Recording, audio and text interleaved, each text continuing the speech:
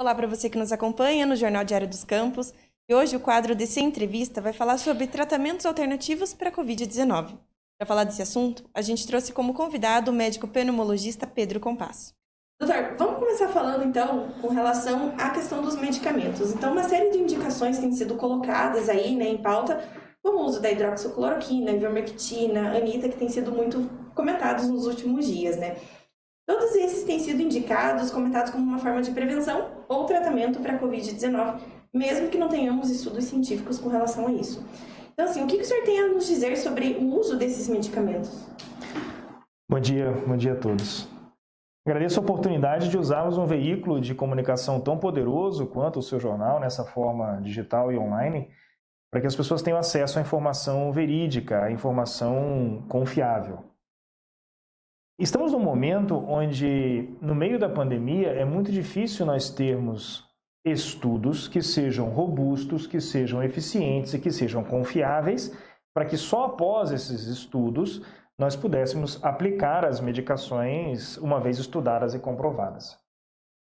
Quando nós vamos lançar um medicamento para tal doença, os laboratórios eles investem em estudos de vida real. O que significa isso? Você ter um grupo substancial de pessoas, milhares de pessoas, com algum critério. Pode ser uma população geral, pode ser pessoas de 20 a 40 anos, podem ser só mulheres, podem ser só negros, podem ser só asiáticos, enfim. Você estabelece o grupo de estudo. Esse grupo de estudo, parte deles recebe a medicação que nós estamos testando, depois de já ter sido testada in vitro, em laboratório, e parte deles não recebe remédio nenhum ou recebe o que a gente chama de placebo, que é o remédio de mentirinha. Esse é um estudo de vida real, randomizado e duplo cego. Um paciente não sabe o que o outro está recebendo.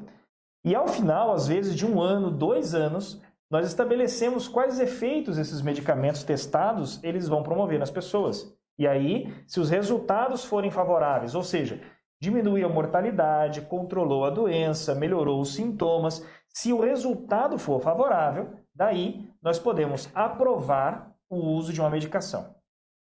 É absurdo pensarmos em fazer isso no meio da pandemia. Nós não temos nem condições de tempo e nem condições éticas de submeter a população no meio da doença que aflige a todos, estudos experimentais que sejam feitos no tempo e nas condições técnicas ideais. Os laboratórios e a comunidade científica passam pela possibilidade de estudos in vitro, em laboratório. Esses que você citou e muitos outros, há iniciativas no mundo para testarem a efetividade em laboratório, em nível celular. E aí, os governos, o Ministério da Saúde, os governos estaduais, municipais, eles permitem o ato médico, a liberdade prescritiva, com este ou aquele senão, com esta ou aquela restrição, para que esses medicamentos sejam prescritos. Então, esses todos que você citou, de fato, eles não são provados em vida real, em ensaios clínicos, em estudos científicos verdadeiros, com a população real, eles não têm a sua eficácia comprovada. Muitas vezes na medicina nós emprestamos um medicamento que funciona para uma outra coisa e que apresentou benefício para determinar a situação e nós utilizamos ele em outra doença. Isso corriqueiramente é feito. Nós às vezes podemos utilizar um remédio que nos interessa o efeito colateral dele para tratar uma outra enfermidade. Então, quando você fala de usarmos a cloroquina, usarmos a ivermectina, a nitazoxanida, nós utilizamos esses medicamentos, assim como a vitamina D, o zinco, utilizamos esses medicamentos experimentais na prevenção ou no tratamento precoce do coronavírus, eles podem sim ter benefício. O que nós não sabemos é o grau desse benefício. Nós não sabemos se vai afetar positivamente toda a população. Nós não sabemos se a eficiência será como uma medicação que faça com que as pessoas não fiquem mais doentes ou se curem muito rapidamente. Há evidências que determinados grupos respondem a essas terapias. Se isso vale o risco de expor todos os grupos ou não, esse raciocínio é muito difícil de ser feito durante uma pandemia. E nossa preocupação é em salvar vidas. Nossa preocupação é fazermos o melhor que nós podemos para poder salvar vidas.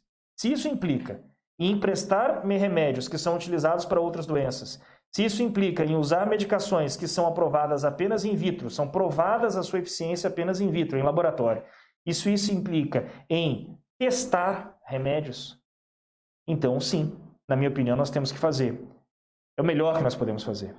Se cada um faz o melhor que pode para o distanciamento social, para a higiene das mãos, para o uso de máscara, a comunidade científica pode fazer o seu melhor, estudando muito, testando muito e elegendo determinados grupos para determinadas medicações, sejam elas preventivas, sejam elas em tratamento curativo na fase precoce.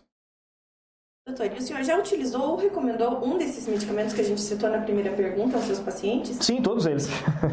Todos eles. Veja, eu não acho muito saudável nós termos qualquer tipo de politização em relação à medicina ou à ciência. É muito difícil quando essas coisas concorrem pela atenção das pessoas. Então, se, por exemplo, determinado presidente apoia a cloroquina e a mídia é contra esse presidente, pronto, virou um problema a cloroquina. Ou determinado infectologista que a mídia apoia, ele fala a respeito de um medicamento e daí o Ministério da Saúde é contra porque esse infectologista ele não é da corrente política do Ministério da Saúde. Isso é um retrocesso, isso é um desserviço. A ciência ela é uma informação pura. A ciência ela é baseada em evidências e, nesse caso, baseada em experimentações. Mas a ciência deve ser respeitada como uma instituição milenar que, desde antes de haver laboratórios, desde antes de haver médicos, já havia o pajé, o curandeiro, aquele que olhava para a lua, aquele que olhava para o sol, pegava uma erva e amassava, e ele viu que funcionou para um, vai funcionar para outro. Então, o que eu quero dizer é, o ato médico ele é inviolável. O ato médico ele define a autonomia desse profissional e a sua capacidade técnica, baseado na ciência, baseado na humanidade, baseado até na sua intuição do que deve prescrever.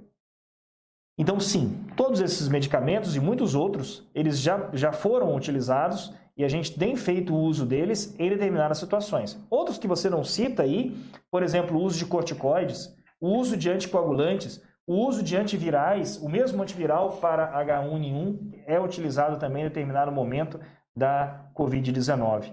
Então, a experimentação, a capacidade de prescrever é do médico. Não me venha um político ou um gestor público ou alguém que está baseado apenas em correntes políticas criar um protocolo porque vai atender essa ou aquela especulação das massas ou das correntes políticas, econômicas. Isso está errado.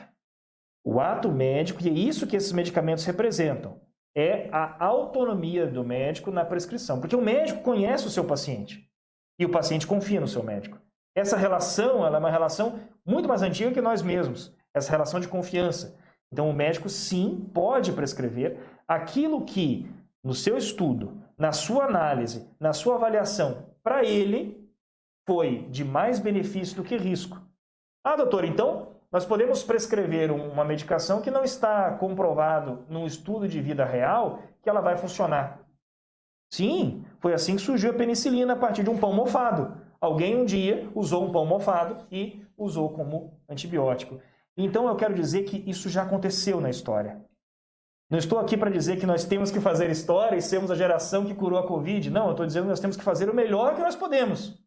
Isso, inclusive, significa usar medicações experimentais. É claro que existem os riscos. É claro que existem aquelas populações que não vão ser beneficiadas com esse medicamento. É claro que existe o melhor momento para se iniciar a terapia.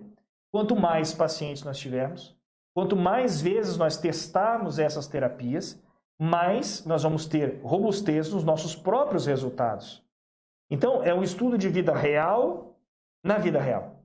É um estudo de vida real no meio do problema, no meio da pandemia. Então, não quero dizer que então as pessoas são cobaias. Não. As pessoas estão recebendo o melhor que a medicina pode dar. As pessoas entendem que não existe tratamento. As pessoas podem, não, esse remédio eu não quero receber porque me disseram que faz mal. Esse eu aceito receber. As pessoas têm essa autonomia. Todas essas terapias são de comum acordo com os pacientes. A autonomia é do médico, mas a decisão é do paciente. Então, se você não gosta da cloroquina, porque você não gosta do governo, então não tome. O seu médico vai te sugerir, mas se você não quer tomar, não tome.